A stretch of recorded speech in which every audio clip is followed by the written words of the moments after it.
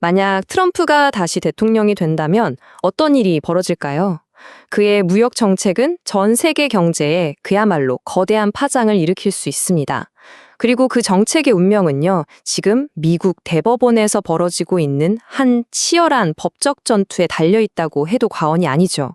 오늘은 바로 이 거대한 충돌의 핵심을 한번 제대로 파고들어 보겠습니다. 이 모든 건요, 대통령의 서명 딱 한 번으로 시작될 수 있는 일입니다. 그런데 그 서명 하나가 미국 대통령과 의회 사이에 아주 심각한 헌법적 권력 다툼을 일으키고 그 파장은 국경을 넘어서 전 세계 경제 전체를 그야말로 바짝 긴장하게 만들고 있습니다. 아니, 어떻게 이런 일이 벌어질 수 있었을까요? 그리고 과연 앞으로는 어떻게 될까요? 지금부터 그 복잡한 이야기를 하나하나 파헤쳐 보겠습니다. 자, 그럼 이 모든 논란의 시작점으로 한번 가보죠. 바로 그 촉매제가 된 정책, 해방의 날이라고 불리는 행정명령입니다. 트럼프 행정부가 이런 과감한 정책을 밀어붙이면서 법적인 근거로 내세운 데 바로 이 국제비상경제권한법, 줄여서 IPA입니다. 이게 뭐냐면요, 1977년에 만들어진 법인데 대통령이 이건 국가 비상사태다라고 선포하면 국제상거래에 개입할 수 있는 아주 막강한 권한을 주는 법이에요. 바로 이 지점에서 모든 문제가 시작됩니다.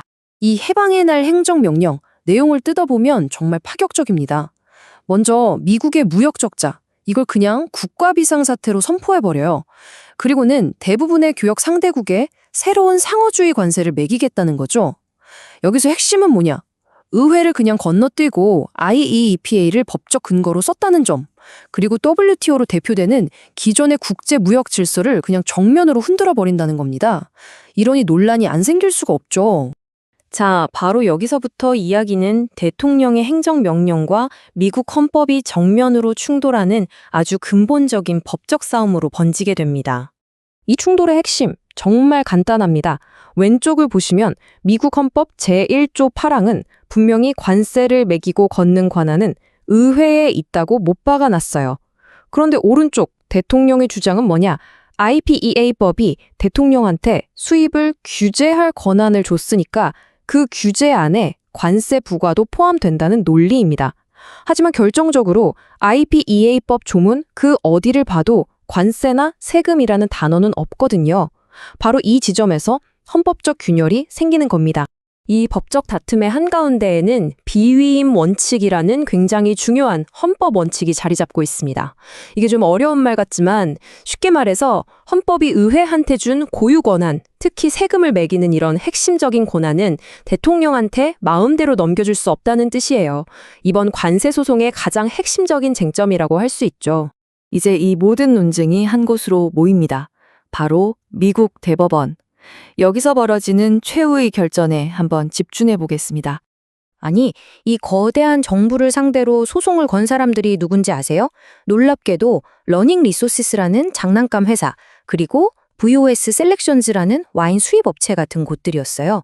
그야말로 다윗과 골리앗의 싸움이 시작된 거죠. 대법원 구두 변론에서 닐 고서치 대법관이 정부 측에 던진 이 질문 하나가 모든 걸 말해줍니다. 법조문 어디에서 관세나 세금이라는 단어를 찾을 수 있습니까? 행정부의 주장에 대한 법원의 깊은 회의감이 그대로 드러나는 아주 날카로운 질문이었죠. 그런데 말이죠, 이 싸움의 판도를 완전히 뒤바꿔버린 결정적인 사건이 2024년에 터집니다. 바로 로퍼 브라이트 판결이에요. 이게 왜 중요하냐면 지난 40년 동안 미국 법원에는 쉐브론 존중이라는 원칙이 있었거든요. 법 조문이 좀 애매하면 전문성을 가진 행정기관의 해석을 존중해주는 관행이었어요.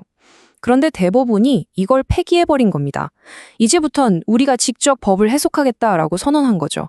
이 판결 하나로 행정부는 가장 든든했던 법적 방패를 잃어버린 셈입니다. 자, 그럼 대법원의 판결이 만약 행정부에 불리하게 나온다면 그 경제적인 후폭풍은 과연 어느 정도일까요? 그야말로 수십억, 아니 수천억 달러가 걸린 문제입니다. 1,590억 달러, 우리 돈으로 200조 원이 넘는 돈입니다. 만약 대법원이 이 관세가 불법이라고 판결하면 미 재무부가 기업들한테 토해내야 할 수도 있는 돈이 바로 이 정도라는 겁니다. 정말 상상하기 힘든 천문학적인 액수죠. 정부의 이런 거시적인 문제와는 별개로 우리 삶에는 어떤 영향이 있을까요? 한 분석에 따르면요, 이 관세 정책 때문에 미국 일반 가정이 1년에 추가로 부담해야 하는 돈이 평균 3,800달러, 우리 돈으로 약 540만 원에 달할 수 있다고 합니다. 결코 적은 돈이 아니죠. 자, 그럼 대법원 앞에는 어떤 선택지가 있을까요? 크게 세 가지 시나리오를 생각해 볼 수 있습니다. 첫째, 가장 극단적인 경우죠. 관세는 전부 불법이다. 그러니 과거에 낸 돈까지 다 돌려줘라. 이건 미 재무부 입장에서는 거의 재정 파탄 수준의 재앙입니다.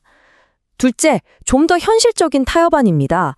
앞으로 매기는 관세는 불법이지만 과거에 낸 건 어쩔 수 없다. 이렇게 되면 일단 급한 불은 끌 수 있겠죠. 마지막으로 대부분은 불법이지만 국가 안보 같은 아주 특별한 경우에는 예외적으로 허용한다는 판결도 가능합니다. 하지만 이건 또 다른 법적 분쟁의 씨앗을 남기는 셈이 될 수도 있습니다. 이제 시선을 좀 더 넓혀서 국제 무대로 가보겠습니다. 이 정책이 전 세계 무역에 어떤 충격파를 던졌는지, 특히 한국의 사례를 보면 아주 명확하게 드러납니다. 한국의 사례는 이 새로운 무역 관계가 얼마나 거래적으로 바뀌었는지를 보여주는 대표적인 예입니다.